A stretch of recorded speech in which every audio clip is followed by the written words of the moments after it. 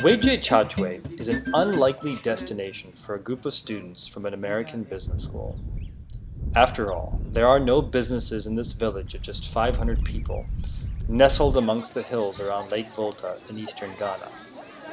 There are no concrete structures, no paved roads, no health clinic, and just a makeshift school.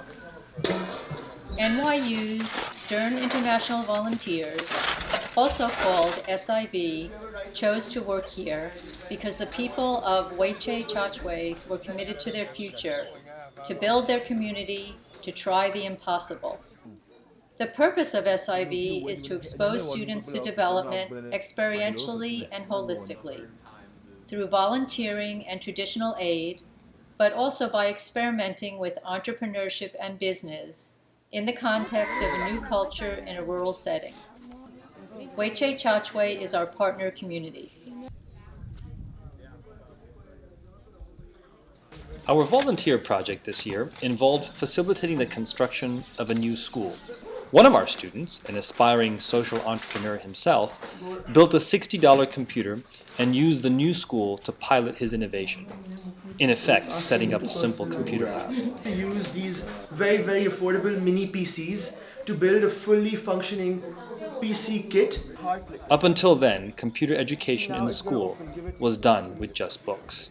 We conceived and coordinated the incubation of two new village-owned enterprises. The first was a woman-operated textile business utilizing the ancient Ghanaian art of batik block printing.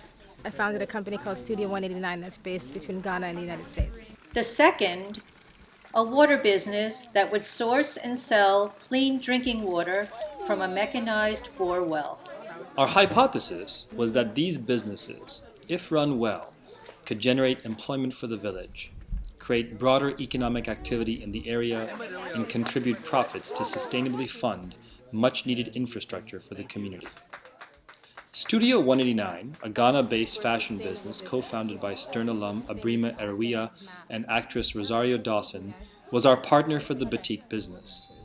They helped set up the batik shed, source the best quality materials, and train the women of the village. SIV students helped acquire retail customers in New York, develop a business model, and created systems for accounting and governance.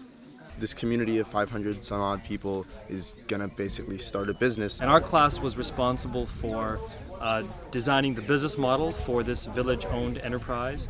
Clean Water for Everyone, set up by NYU alum Abby Wamimo, helped construct the mechanized bore well.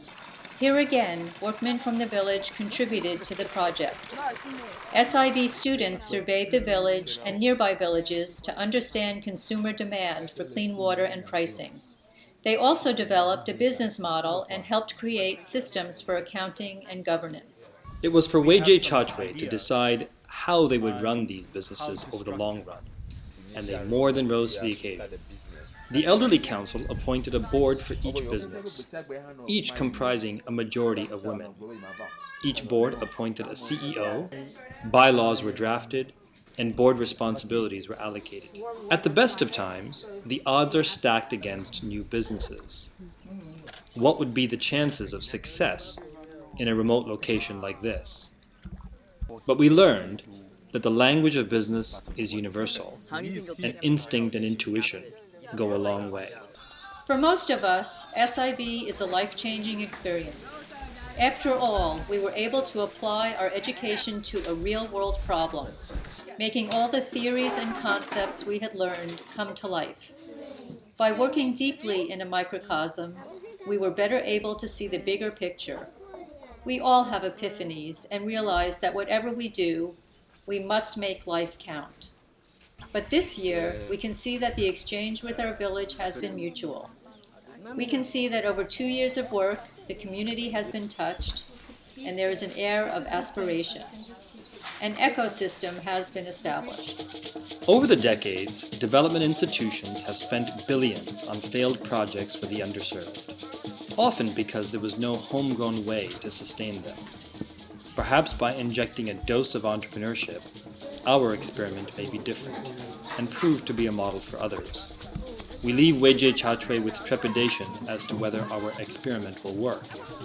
but also with great hope.